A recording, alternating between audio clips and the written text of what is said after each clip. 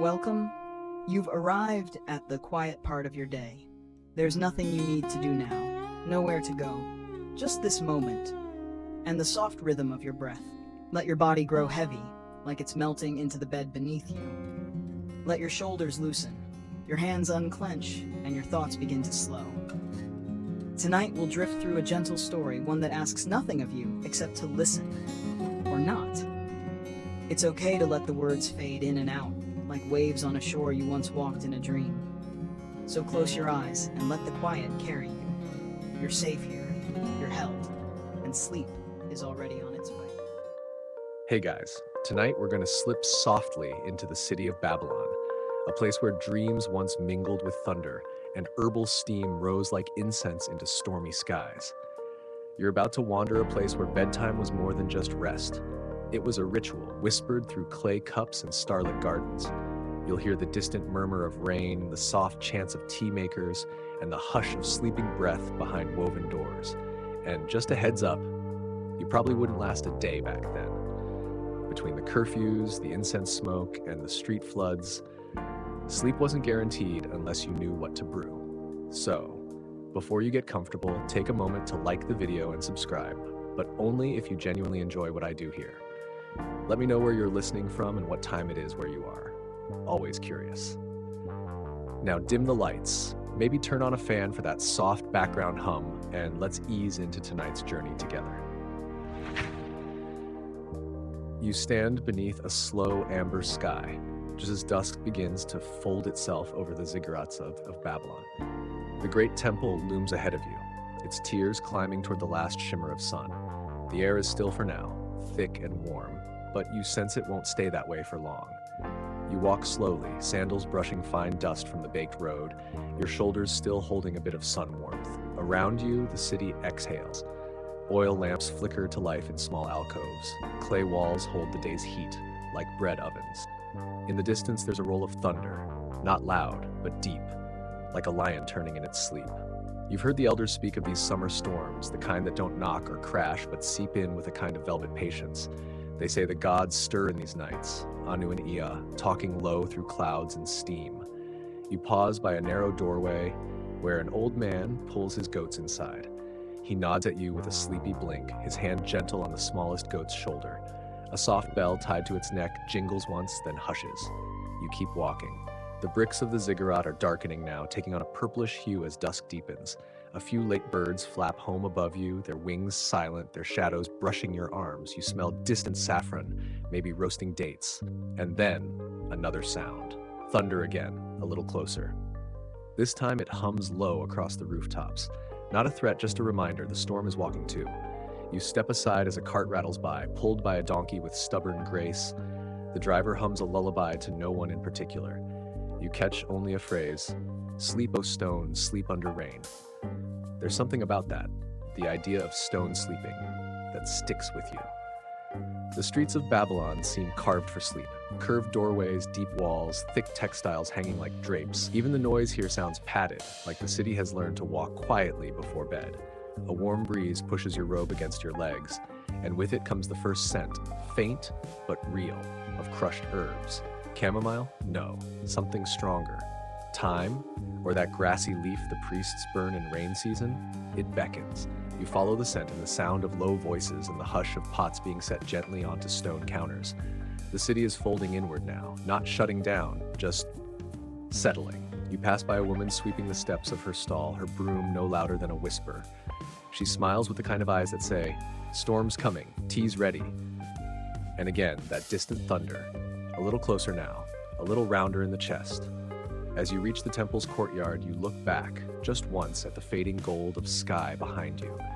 The last light of day kissing the tallest palm. It's time. The storm is near, and Babylon is ready to sleep. You turn into a narrow alleyway where the air shifts, denser now, warmer, damp with the hush of something steeping. The scent wraps around your shoulders like a linen shawl, earthy, floral, and a little bitter. It smells like sleep might, if sleep had a smell. You follow it. The stones beneath your feet are slick with the memory of old rains.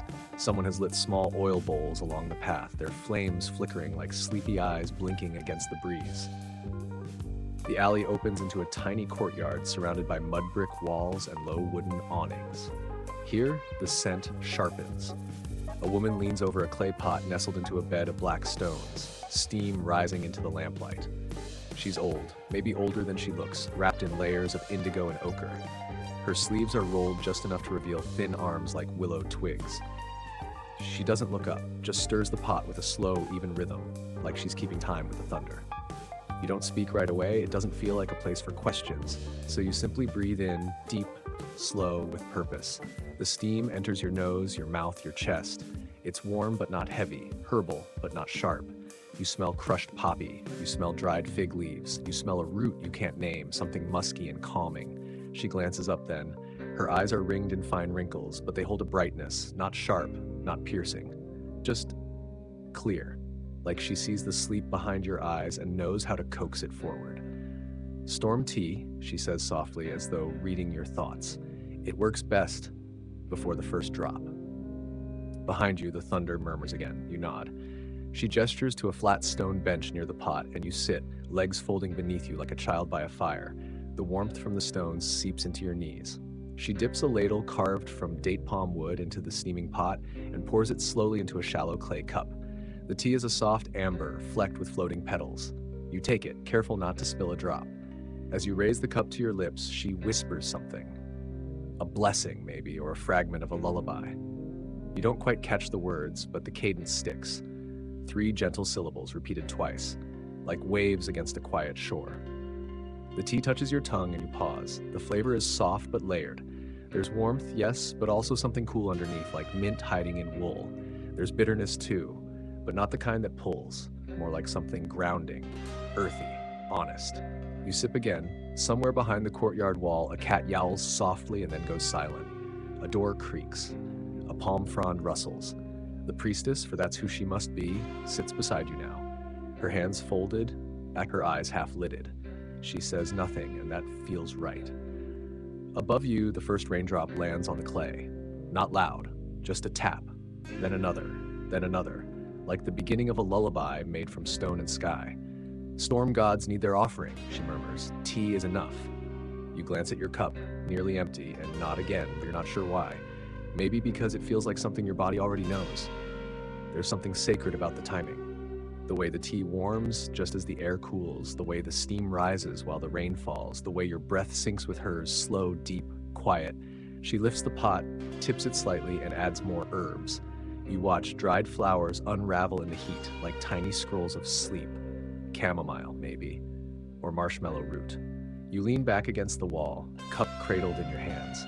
You feel your shoulders drop, the way doors settle into place when closed gently.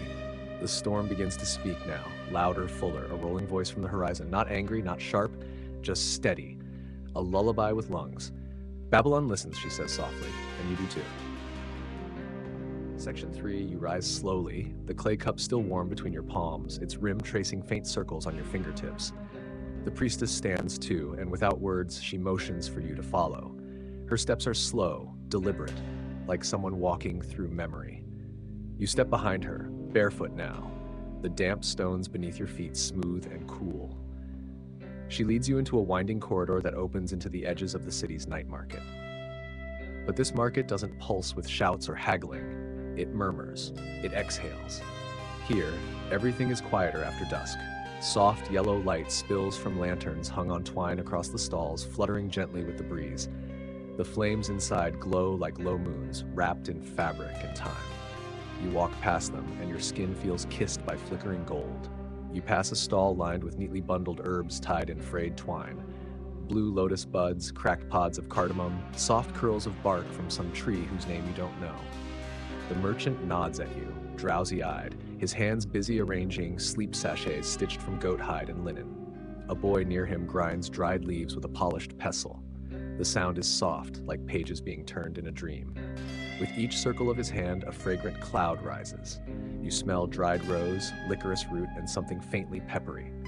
The mix hangs in the air like old lullabies. A few steps further, a woman sells nothing but steam. Small ceramic bowls sit on hot stones, releasing gentle plumes of vapor. People come, lean over, inhale, and leave without speaking. You try one. The steam is scented with valerian and lavender, tinged with cinnamon. It makes your shoulders relax in seconds. You continue, and now you hear the soft clink of teacups being stacked behind a cloth-covered table. A young girl in a sleep-colored robe, pale blue, lined with faded gold, sets them out carefully, like they're made of starlight. She looks up and smiles as you approach. "Tea for sleep or tea for dreams?" she asks softly. Before you can answer, the priestess steps forward and places 2 coins on the table. The girl nods and produces a pouch, tying it tight with a thread dyed the color of soot. She hands it to the priestess, who tucks it into her robe without a word. You continue walking. The market changes as you go deeper. The stalls become quieter, closer together, like they're huddled against the coming rain. You pass jars filled with cloudy liquids and floating petals, string-bound scrolls promising rest for the spirit, and carved wooden spoons shaped like the moon. One stall catches your eye. It sells pillows, but not ordinary ones. Each is a different size and weight. The seller explains that each is tuned to a specific kind of dream. "This one," she whispers, lifting a square cushion filled with sand and sweetgrass, "is for dreams of walking through old forests. This one is for swimming. This one," she hesitates, running a finger across a pillow stitched with 3 stars. "This one is for dreams of someone you once loved." You don't speak. You don't have to. She smiles gently and says, "You're not ready for that one yet." You keep walking. The market rhythm is soft but steady. You realize, gently, that everything here is in service of sleep. Not sleep as escape, but sleep as offering, as ceremony, as invitation. Somewhere nearby, a small flute begins to play. The notes drift, curving upward like incense. Not a song exactly, more like a question asked to the stars. You pause, eyes half closed, and let the sound wrap around your ribs. Above you, thunder yawns again. The sky stretches and shifts. A cool drop touches your arm. You smile. In Babylon, even the storms fall asleep. Section 4. The priestess leads you away from the soft hum of the market, back toward the curve of the clay buildings where shadows pool like spilled ink. The rain has begun now. Light at first, a hush of droplets tapping gently on woven roofs and carved wooden awnings. It's the kind of rain that doesn't ask to be noticed, but lingers like a slow breath. You follow her into a narrow side lane, the kind where the city folds into itself. The street is so quiet you can hear the tea cooling in your belly. Somewhere behind you, the flute still plays, now a faint echo drifting through wet air. The door ahead is unmarked, but she knows it well. She presses her palm against the wood, and after a pause, it opens with a quiet creak. You step inside. The scent greets you first, a swirl of warmth. Wet stone, wood smoke, and dried herbs tucked into corners. It smells like patience. The room is dim but not dark, lit by 3 small oil lamps. Their flames flicker softly against the textured walls, making the shadows dance like sleepy birds. It's a tea house, but not one you'd ever find during daylight. This one is meant for nights like this, for rain, for rest, for rituals spoken without speaking. The floor is cool beneath your feet, smoothed by generations of footsteps. Woven mats line the walls where cushions rest in crescent shapes. Everything here curves gently. There are no hard angles, no sharp edges. Even the voices of the few guests are hushed, their words shaped like lullabies. The priestess greets the keeper of the tea house with a nod. He's older, his beard streaked with silver, his tunic the color of smoke. He doesn't ask your name. Instead, he gestures toward a spot near the hearth, the warmest one, near the old clay stove. You settle in. Another woman approaches, tall, wrapped in a robe the shade of pale clay after rain. She carries a small bowl with steaming water and a cloth.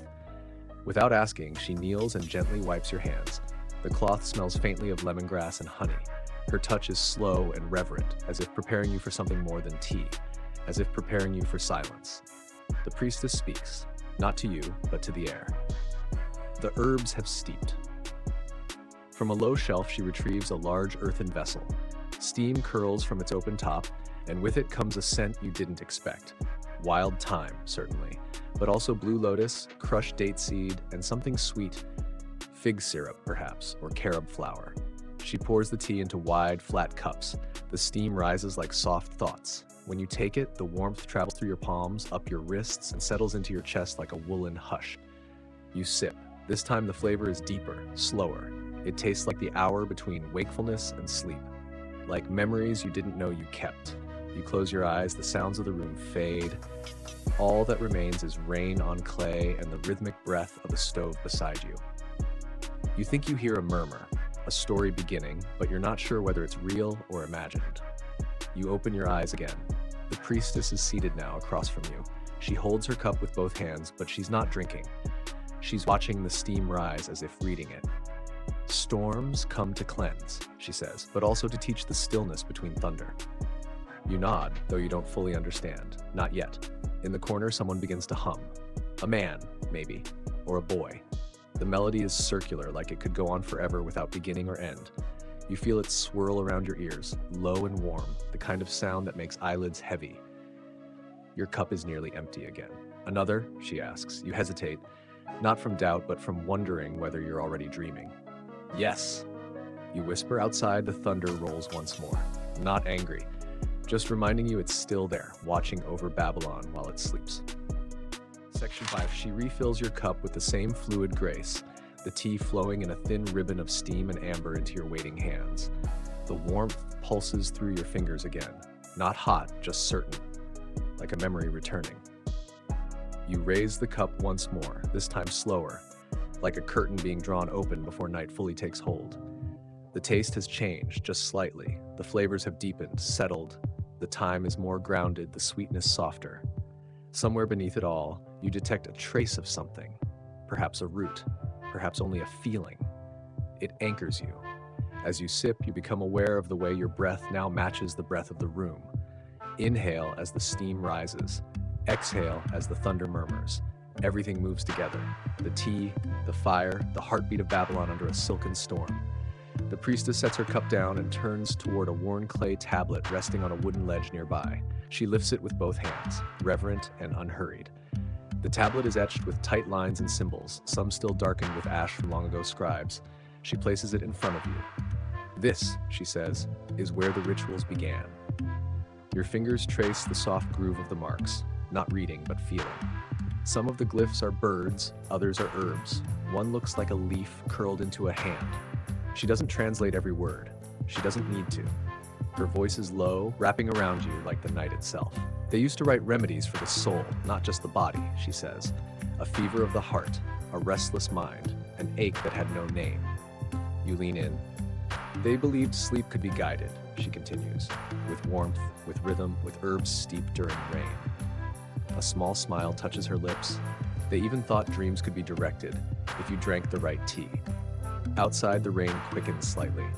You hear it tap across the clay tiles like 1,000 fingertips whispering secrets. The thunder rolls again, a little closer now, and with it, a change in the air. Not fear, but presence, as if the city were being watched over by something ancient. She turns the tablet toward herself and traces a line near the edge. This one here, she says, speaks of the storm sleepers, the ones who found peace in thunder. You repeat the words quietly. Storm sleepers. They sound like a story or a promise, perhaps both. She sets the tablet down, its weight making a soft thump against the ledge. Babylon was not always quiet, she says, but it always knew how to listen. You look around the room again and notice something new.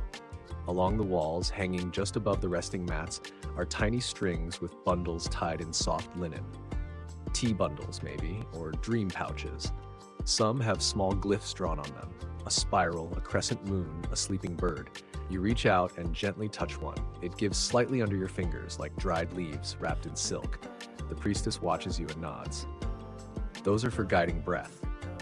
You tilt your head. When the storm is strongest, the body must remember how to breathe gently, she says. These help. You take a slow breath in, letting the scent from the pouch drift upward. It smells of lemon balm, old paper, and something smoky, maybe dried myrrh. You lean back again. The clay behind you is warm. Your cup is empty. Your eyes feel as though they've read stories not yet written. The fire crackles softly. Someone near the door hums that same circular tune. The sound curves around the room like ribbon. You close your eyes, only for a moment. Outside, thunder breathes in long, thoughtful tones. Rain answers. Section 6. You don't open your eyes right away. The warmth of the clay wall behind you, the scent of the tea still lingering in your mouth, the distant rhythm of the rain, it all holds you like a heavy blanket. Even the voices have quieted, replaced by the hush of something older than sleep itself. But then, a gentle nudge, not physical, more like a shift in the air, draws your attention forward again. The priestess has stood up. She gestures with her chin, and you follow, slower this time, as though your body is made of drowsy water. She leads you past a set of wooden beads hanging like a curtain and into another room of the tea house, quieter still. The air here is thicker, perfumed with aged herbs and smoke. It's darker too, though not with shadow, more with stillness. At the center is a low round table surrounded by cushions. On the table rests a single clay cup untouched beside a small wooden tray. There's a bowl of dried petals, a polished stone, and a tiny reed brush. It looks like the beginning of a ceremony, though no one speaks it aloud. She motions for you to sit. You lower yourself onto the cushion, spine curling comfortably, hands resting in your lap. This, she says softly, is the cup for the wind gods.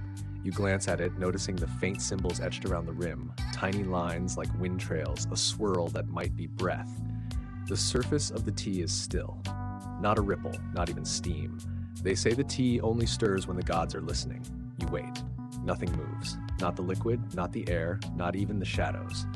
But there's a hush, a quiet so complete it almost hums. Then, as if on cue, a gust of wind presses gently against the building's frame. The flame of the oil lamp flickers sideways, and the surface of the tea shivers once barely noticeable. You inhale. She sits across from you now, her back straight, her eyes distant but present, like she's here and also somewhere else entirely. The wind gods, she says, are not gods of destruction as people believe. They are gods of breath, of balance, of release. You nod slowly. People used to offer them things in return for calm sleep, she continues. A thread of hair, a folded leaf, a dream written on papyrus and burned at dusk. You feel the stillness stretch around you, warm and circular. Tonight, she says, we offer tea. She lifts the cup just slightly, then passes it across the table to you. Her hands are steady. Yours are slower, more dream than body. You hold the cup, feel its weight. It's lighter than before. You take a sip. This tea is different. It tastes like wind on dry grass, like the breath before a whispered name. There's something faintly citrusy, something airy, as if the leaves were picked from the highest point of a tree. You sip again, and suddenly you remember something. Not a full memory, just the echo of one. A childhood nap beneath swaying cloth, the scent of sun-warmed linen, the way sleep crept in through your eyelashes. The priestess closes her eyes. So do you. For a while, no one moves. The wind hushes, the lamp steadies. You think you hear singing again, but this time it's not a voice. It's the rain humming a low melody along the clay gutters. And then softly, the priestess speaks once more. Breath is the bridge between storm and silence. You don't answer, you only breathe. The tea warms your belly, the room leans in, gentle and round. The gods, if they're listening, say nothing. But in their silence, you feel sleep curl closer. Section 7. You wake, or maybe you never slept, just drifted inward for a while. The cup is still in your hands, now cooler, its rim traced with the faint shimmer of dried herbs. The room hasn't changed, yet everything feels softer. The fire burns lower.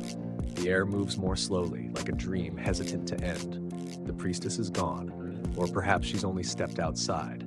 In her place stands a younger woman, robed in deep green, the color of river moss after rain. Her presence doesn't startle you. She kneels across from you and smiles, as if picking up where the priestess left off.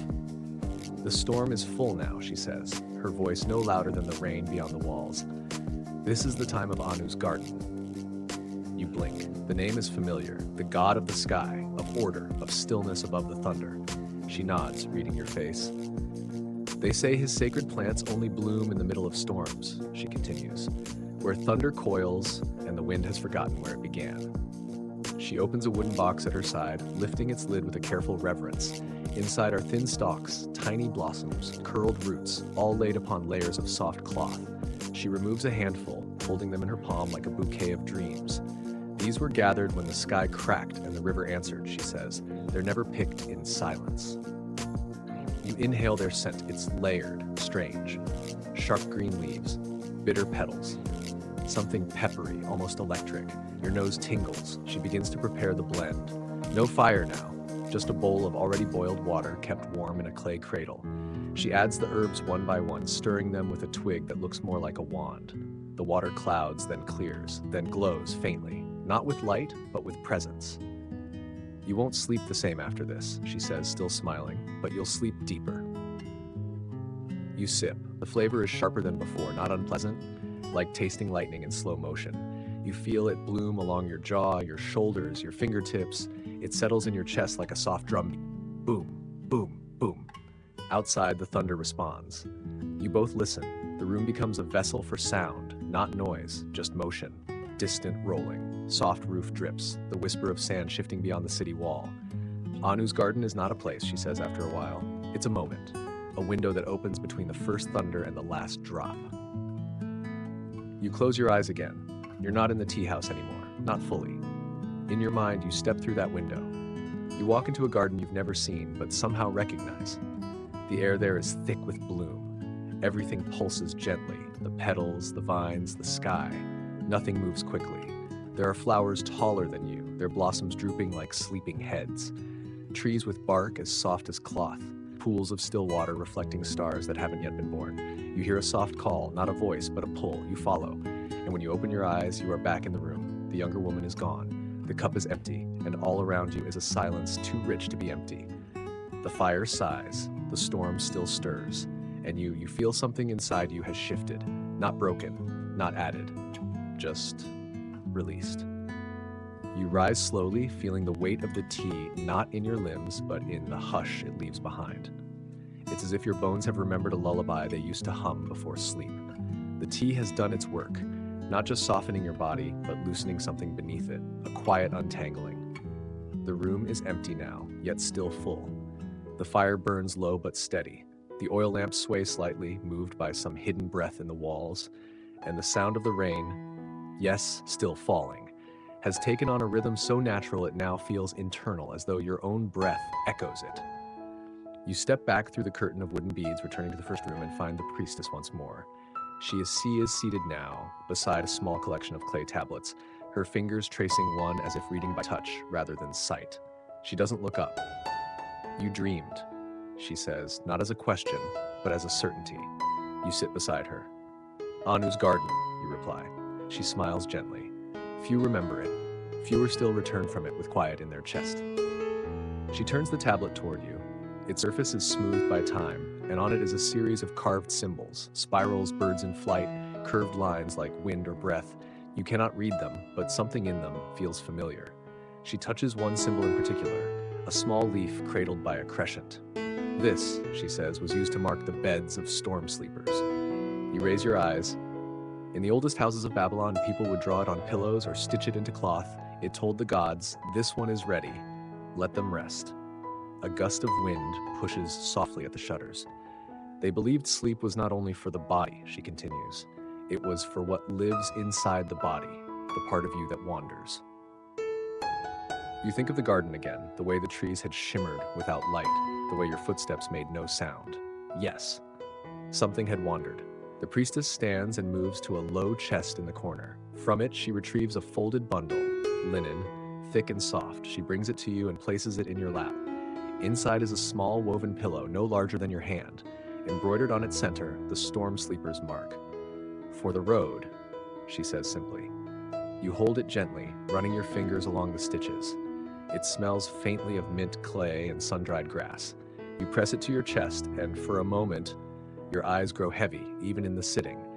You look up to ask something, maybe a thank you, maybe a question, but she is already kneeling by the hearth again, feeding it a pinch of herbs.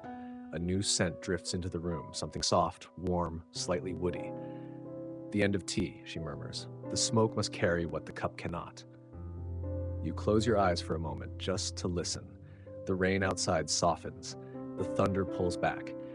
In your hands, the pillow feels as if it has always been there, like something returned, not given. The priestess speaks once more, her voice barely above the breath of the fire. When storms come again, you'll remember the way. You don't answer, you simply breathe, because you already do. The tea house breathes you out gently like an exhale. You step back into the world beyond its walls, though it hardly feels like the same Babylon you entered. The storm still hangs overhead, but it's mellow now, more lullaby than warning. The rain falls in fine threads, stitching the streets with silver lines. The thunder speaks only in whispers, far off and round-edged. The night has deepened, and the city has shifted into that in-between hour. Not yet asleep, but no longer awake. You walk slowly, the linen pillow wrapped under your arm, its quiet weight an anchor for the calm settling inside you. You turn down a street you don't quite remember choosing, past shuttered stalls and sleeping animals curled beneath woven overhangs. Even the dogs are quiet, as if they too have taken the tea. The torches lining the way burn lower, their flames small, thoughtful things. Ahead, you see a doorway open, golden light spilling onto the damp stone. A child stands there, wrapped in a woolen blanket, holding a reed flute. He doesn't play it, he just holds it gently, like a thought he's not ready to say out loud. You pass by, offering a nod. He returns it solemnly, as if you've both been let in on the same secret. And maybe you have. You walk on. To your left, a rooftop garden, barely visible, lets down a cascade of trailing vines.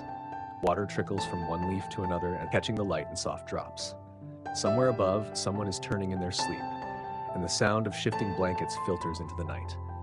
You pause at a small shrine tucked into the wall, a niche holding a statue worn smooth by time. It is not labeled.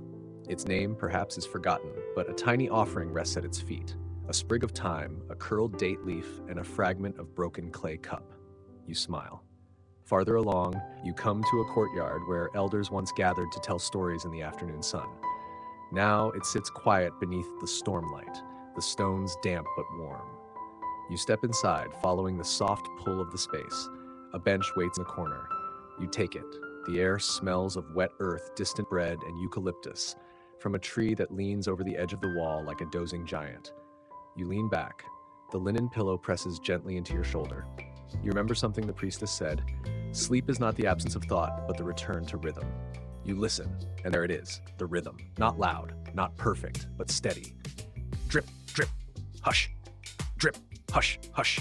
Your breath joins it, and for a moment, everything sinks.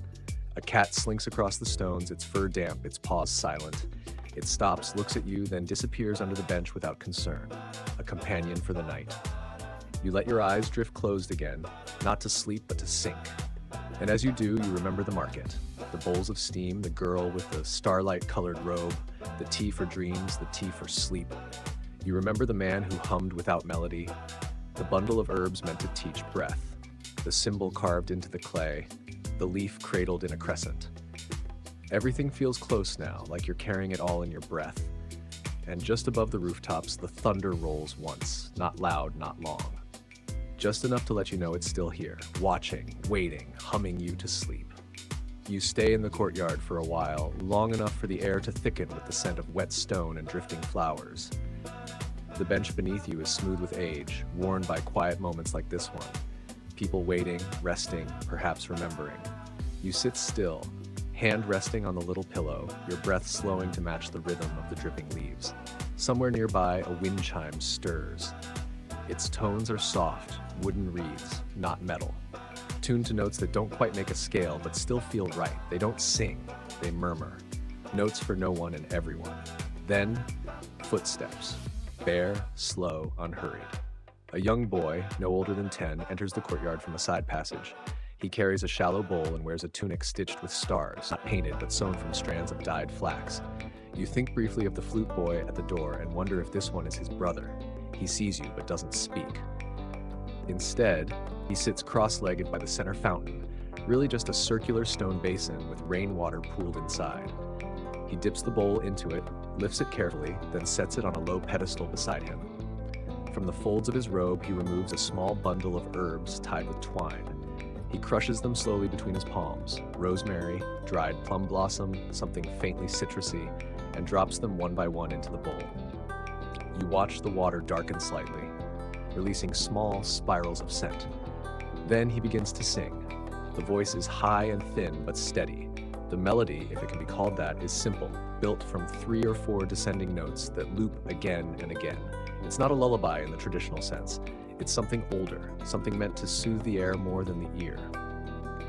You close your eyes and listen. The sound curls around your shoulders, your ribs, your feet. It settles like dust on your skin, warm and familiar. You feel your pulse move more slowly. Somewhere near the edge of the courtyard, other figures begin to arrive. Quiet footsteps. No words, just the rustle of cloth and the hush of intention. They don't interrupt the boy's song. They simply sit, one beside a vine-covered wall, another cross-legged on a mat, one more beneath the eucalyptus tree. Each carries a small pouch and lays it gently in front of them. This is no performance. It's a ritual.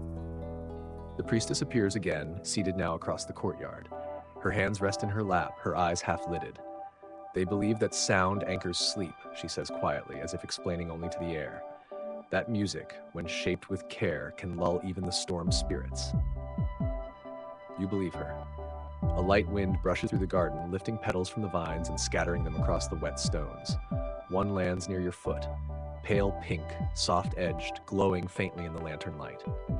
The boy's song continues, unwavering, and then as if pulled gently downward, your body begins to melt into stillness. Your spine softens, your jaw loosens. The muscles in your face forget what they were holding. You lean your head back against the stone wall. The pillow cradles the curve of your neck like it was made for you. Perhaps it was. The courtyard breathes around you. The song hums above you. The tea settles within you. And you drift, not asleep yet, not awake. In that middle space where time no longer ticks, it only stretches. Time, like tea, becomes something warm and unmeasured. You're no longer sure how long you've been in the courtyard. Minutes pass like clouds, quiet, indistinct, shaped only by light and the slow hush of movement. The boy's song has faded, or perhaps it never ended, and simply dissolved into the rain. In its place, a stillness deeper than silence, the kind that only exists when everything has agreed to rest. You open your eyes and the world feels softer, edges rounded, shadows longer. The priestess has moved again, now near the fountain, seated beside a low table covered in scrolls.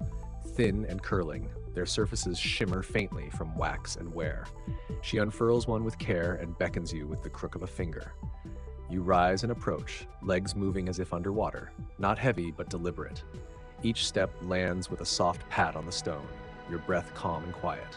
This, she says, tapping the scroll, is from the Knights of Hammurabi. The name hangs in the air like distant thunder, not harsh, but reverent. The same king known for his laws, she continues, was also known for sleep. You blink. It's not something you've heard before. She smiles, clearly expecting your surprise. He believed that rest was a rite, as sacred as water or grain. His scribes brewed teas, recorded dreams, and traced the moon's path to mark the hours of most peaceful slumber. You lean closer. The ink on the scroll is dark and spidery, the script sharp-edged yet flowing. Beside the words, small illustrations, a sleeping figure beneath a vine, a cup offered to the stars, the storm glyph etched onto a stone bed. They had public sleeping houses, she says, places where travelers could lie down during storms and dream without fear. You imagine it, long rooms lined with mats and hanging herbs, warm breath misting the windows as thunder passed overhead. A room not for escape, but for surrender. Hammurabi believed, she adds, that a well-rested mind made kinder laws. You both smile. It seems obvious now, doesn't it? The priestess rolls the scroll back into a tight coil and places it in a cloth wrap, tying it with a thread the color of ash. She reaches behind the table and brings forth a cup, different from the ones before. This one is deeper, darker, glazed with a soft blue swirl like water at dusk. She hands it to you without a word. You sip. This tea is richer, like velvet folded into liquid. It carries with it a sense of memory, of long stories and long sleeps. You taste dates, time, and something ancient, perhaps barley or blue fig. As the warmth spreads, she continues. They say the scribes would walk the palace halls at night, whispering to the air, speaking their dreams aloud so that the gods might hear and respond with clarity by morning. She leans back and closes her eyes. Some even claim the thunder answered. Outside, a low growl of thunder responds, not loud, not near, but there. You both laugh softly. Coincidence? She asks. You shake your head. Everything in Babylon seems to speak, if not in words, then in breath, in steam, in the curve of a cup. You glance back at the courtyard. The boy is gone now. The petals have scattered. A soft breeze pushes the scent of rosemary toward you. And with it, a thought. Sleep was once something sacred. And maybe, just maybe, it still is. The fire in the tea house has dimmed, its glow reduced to a soft amber ember curled beneath the clay hearth. You find yourself seated once more beside it, the embroidered pillow tucked beneath your arm, your limbs weighted by warmth and stories. The priestess stands again, always silently, never startling, and gestures for you to follow. You do, more floating now than walking, your feet whispering across the stone floor as if the building itself were sleeping and you didn't wish to wake it. She leads you to another room, narrower, cloaked in a bluish dusk. The only light comes from a line of lanterns strung low across the ceiling, their glow filtered through woven cloth dyed with indigo and soot. The scent is different here, less herbal, more mineral, stone dust, warm linen, a trace of desert wind. Arranged in a circle along the room's edge sit 6 women, priestesses like her. Each is seated cross-legged on a mat, wrapped in quiet-colored robes, clay, moss, charcoal, sand. None of them speak, none of them need to. At the center of the circle sits a copper bowl, polished but worn, filled with steaming water. Each woman holds a small bundle, wrapped in cloth, tied with string like the sachets you saw at the market. One by one, they dip their bundles into the bowl, let them steep for a moment, then lift them back into their palms. The steam rises, faint, fragrant, trailing upward like spirit threads. You catch notes of cardamom, dried lily, even the faintest burn of ginger root. Each scent lingers only a second before being carried away. The priestess gestures for you to sit just outside the circle. You lower yourself carefully, the cushion beneath you firm, the warmth of the floor pressing gently against your ankles. One of the women begins to hum, low, steady, a tone that loops in the back of the throat. Another joins her, then another. It's not music in the usual sense. No melody, no lyrics. Just sound meant to settle the breath, to wrap around the ribs and lull them into stillness. You close your eyes, your breath slows, your shoulders drop, your hands relax, palms open in your lap. You feel yourself listening, not with your ears, but with your bones. The priestess beside you dips her own sachet into the bowl, then presses it gently to your chest. Through the cloth of your robe, the warmth seeps into your sternum, spreading outward like tea steeping into the body. They call this the sleep circle, she whispers, for those who need more than rest, for those who need remembering. You don't speak. Not because you have nothing to say, but because silence now feels more eloquent than sound. Around the circle, the women begin tracing patterns into the air, fingers dancing slow and deliberate, spirals, figure eights, the arc of a crescent moon. As they move, the steam bends with them, pulled and sculpted by motion. You realize they are shaping breath, recting it, choreographing it, and in doing so, they are guiding the room into the deepest fold of night. One of the priestesses places a second pillow behind your back. Another sets a shallow bowl of water, scattered with rose petals, beside your mat. You feel attended to, not fussed over, but acknowledged, cared for in a way that precedes language. The hum softens, fading into the rhythm of the storm outside, and when it stops, there is no applause. Only peace. Only the echo of stillness in a room that has mastered sleep. You remain there, unmoving, barely breathing. The tea, the rhythm, the hum, all coiled inside you now like threads of dusk. In Babylon, sleep is not the end of the day. It is its deepest expression. The room breathes around you, not in sudden gusts or conscious effort, but in the way trees breathe, the way stone walls exhale warmth after a day in the sun. You feel it settle into your bones, this soft pulse of the tea house, steady and slow. The priestesses have withdrawn silently, as if on cue, like a tide retreating back into the earth. Only the priestess remains beside you, the first one, the one who guided you in from the storm. She places a hand on your shoulder, not to move you, not to rouse you, just to ground you. The pillow maker waits, she says softly. You blink, the words drifting into your ears like silk. You're not sure what they mean, but you rise nonetheless. She leads you through a short corridor, walls covered in soft cloth and featherlight tapestries dyed with moon-gray spirals. Your fingers graze them as you walk, and they respond with a whisper, like brushing past time itself. At the end of the passage is a room you haven't seen before. Smaller, quieter, it smells of lavender, cedar shavings, and a touch of beeswax. Inside is a single low bench, a loom, and shelves lined with pillows of every shape, oval, rectangular, even crescent-shaped, like the moon when it's barely awake. And in the middle of it all, the pillow maker. He is old. Older than the priestess.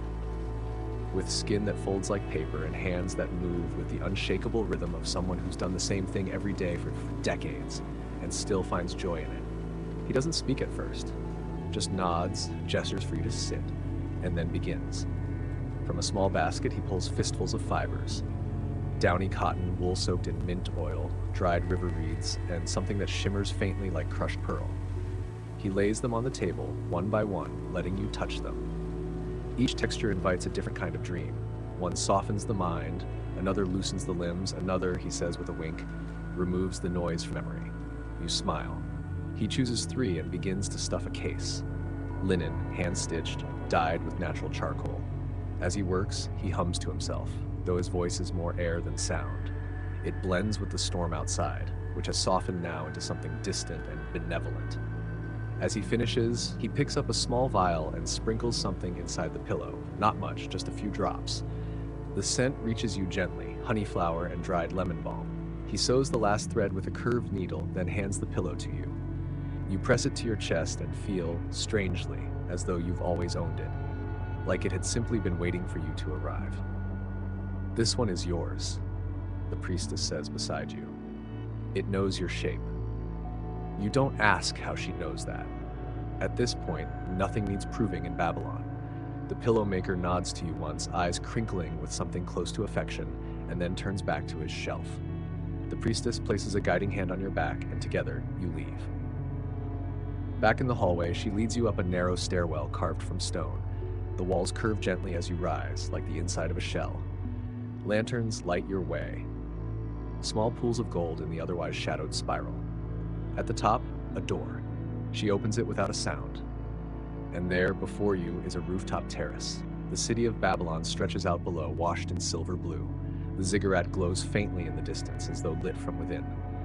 The storm, now far away, casts only the occasional soft roll of thunder. The air is cool, but not cold, a perfect companion to the pillow you carry.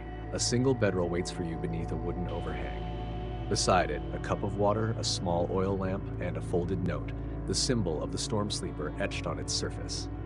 You lie down, and for the first time in what feels like centuries, the earth turns without you.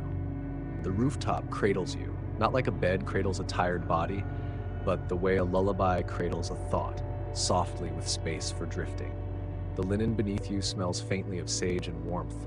Overhead, the sky is not quite black, not quite blue, a soft charcoal canvas streaked with the final wisps of storm cloud. You turn your head and see Babylon, vast and hushed. No shouting vendors now, no caravan bells, only shadows stretching along rooftops, the occasional flicker of an oil lamp, and the last curls of smoke rising like slow thoughts into the night. Beside you, the embroidered pillow fits neatly beneath your neck, as if it had been stitched with your dream in mind. You press into it and feel the threads respond, not physically, but subtly, like the way a body exhales into a familiar embrace. The priestess kneels near the head of your bedroll. She doesn't speak yet. She watches your breath, listens to its rhythm, and waits for it to settle. Then, with a voice that is part whisper and part wind, she says, "This is the place where Babylon sleeps the deepest." You nod slightly, though your eyes remain closed. You can feel the truth of it in your ribs. She begins to speak. Not a chant, not a prayer, just a series of ancient images, braided together like reeds in a river. They used to sleep beneath the hanging gardens, she says, wrapped in jasmine and fig leaves, with pillows filled with river grass and thyme, the scent of moss above them, the trickle of water beside them, and dreams that walk through vines. You picture it, terraces blooming in the night, vines glowing faintly under moonlight, lovers whispering goodnight into palm leaves, the rustle of silk and soil. Above them, she continues, the stars wrote names in silence. You open your eyes for a moment and find them not brilliant, but soft. The stars here don't blaze. They shimmer like memories, fading gently, refusing to interrupt the hush. The priestess sets something beside your pillow, a small bowl of ash and herbs. You recognize the scent from earlier. Sweet basil, scorched rosemary, a touch of desert wood. The final tea is not drunk, she says. It is breathed. You inhale. The smoke is not smoke, it's story. It curls into your nose and invites you back into yourself. It carries no urgency, just the faint promise of dreams shaped like gardens. She stands. You hear the sound of her sandals brushing the stone as she walks toward the stairway. She does not say goodbye. In Babylon, endings are not spoken aloud. They are exhaled. You lie back, feeling the pillow rise slightly under your head, your shoulders sinking just right into the roll of linen. You close your eyes again. The breeze brushes your cheeks with the touch of a palm leaf. The sky hums gently. A frog chirps once from a terrace below, And somewhere in the distance, the storm offers its final sigh, long and low, a blessing more than a farewell. And in that moment, wrapped in tea and air and breath and rhythm, you sleep. Not fall asleep, you sleep. The kind of sleep that remembers the shape of rain, the kind that listens to gardens growing, the kind that is not escape, but return. You don't know when night became deeper, only that the city has disappeared. Not literally, of course. Babylon still lies beneath you. Her courtyards and domes, her sleeping goats and bundled herbs, her market stalls tucked in like children beneath cloth roofs. But in your mind, the city no longer exists as streets and stone. It has become sensation. You feel Babylon now, in warmth, in breath, in rhythm. The wind stirs your blanket, cool at the edges, warm underneath. The embroidered pillow holds you as if it remembers how your head tilted as a child. Somewhere nearby, an oil lamp burns low, its flame rising and falling like a heartbeat slowed by peace. Your eyes remain closed, but what lives behind them has wandered again. Not far, not fast, just far enough. You find yourself walking, barefoot across soft earth, though you do not lift your legs. The sky is violet, the ground cool, and every step is as silent as breath. Around you are garden walls made not of stone, but woven branches. Their leaves whisper in a language that speaks directly to the pulse. You pass water flowing over steps, tiny waterfalls that laugh without sound. A fig tree grows sideways into the sky, and a fox, drowsy-eyed, dozes beneath it, its fur brushed with stormlight. This isn't a dream. It's memory wearing a softer robe. You step into a glade where the air thickens with tea steam. A cup rests on a moss-covered rock, untouched, still warm. You lift it and sip. The taste is familiar, not from earlier tonight, but from long ago. You don't need to remember when, you just know it's yours. Someone hums, a voice you've never heard but always known. You follow it, but it does not lead you anywhere new, only deeper into where you already are. You find the priestess again. She is not old here, not young either. She simply is, like a mountain or the scent of cedar. She speaks without moving her lips. You have always known how to sleep. You only needed to remember. You nod, not in agreement, but in acceptance. Rain falls again, but not from the sky. It falls from leaves, from stone, from thought. Each drop a note, a whisper, a stitch. The sky above shifts. Stars shimmer like slow music, a tapestry being rewoven. And beneath it, Babylon rests. Not just the city, but the idea of the city. The lullaby was built to become. The priestess fades, not as something leaving, but as something no longer needed. You lie down, again, or maybe still, and press your cheek to the pillow. The linen breathes, the air is sweet, and the weight of waking evaporates from your skin like steam rising from a cup. You are not asleep, you are within sleep, and you are whole.